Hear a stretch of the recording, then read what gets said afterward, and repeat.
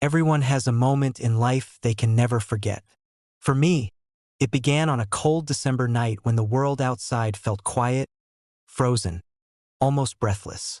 I was sitting alone in my dimly lit apartment, trying to convince myself that things would get better eventually, when suddenly, a loud knock echoed through the hallway.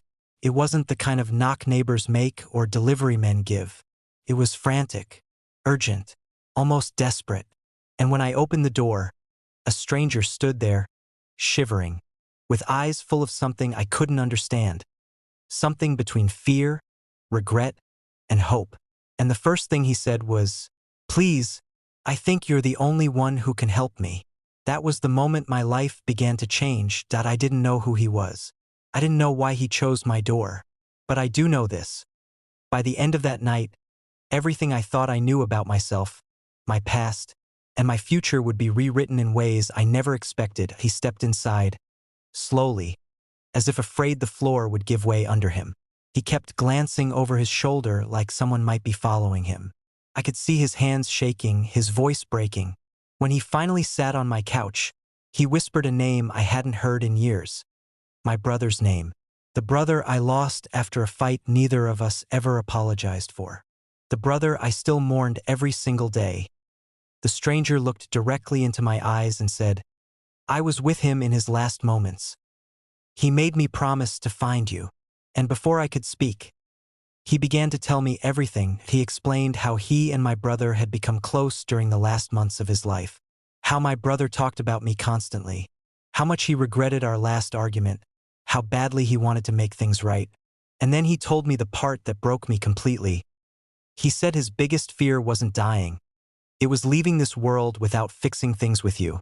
I didn't realize I was crying until the stranger gently placed an envelope in my hands. An envelope with my name written in my brother's handwriting. My legs almost gave out as I held it, because seeing that handwriting again felt like touching a ghost. The stranger looked apologetic, almost guilty, and said softly, "He wanted you to have this.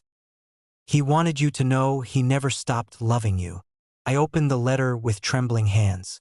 Inside were pages full of things I had longed to hear but thought I never would. Apologies, memories, dreams we had as children, and the last line that shattered me, "Forgive yourself too. I never blamed you. I just wanted my brother back."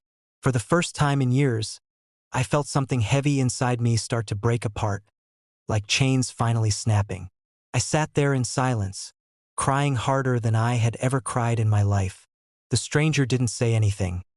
He simply sat with me, patiently, respectfully, letting me grieve and heal at the same time. Hours passed. Stories were shared. Secrets were revealed. And by sunrise, I realized the stranger hadn't come to my door to haunt me with the past. He came to free me from it. He stood to leave, but before he walked out, he turned and whispered, "Your brother wanted you to know he was proud of you. He asked me to tell you that you're stronger than you believe." The door clicked softly behind him, and suddenly my apartment didn't feel so empty anymore. I folded the letter, pressed it to my chest, and for the first time since my brother's death, I felt peace. That night taught me something I will carry forever. Sometimes healing comes from the most unexpected places. Sometimes forgiveness arrives at your door when you least expect it. And sometimes, a stranger isn't a stranger at all, but the final message of someone you loved and lost. And that is why, whenever someone asks me what changed my life, I tell them, it wasn't a miracle. It was a knock on my door at midnight.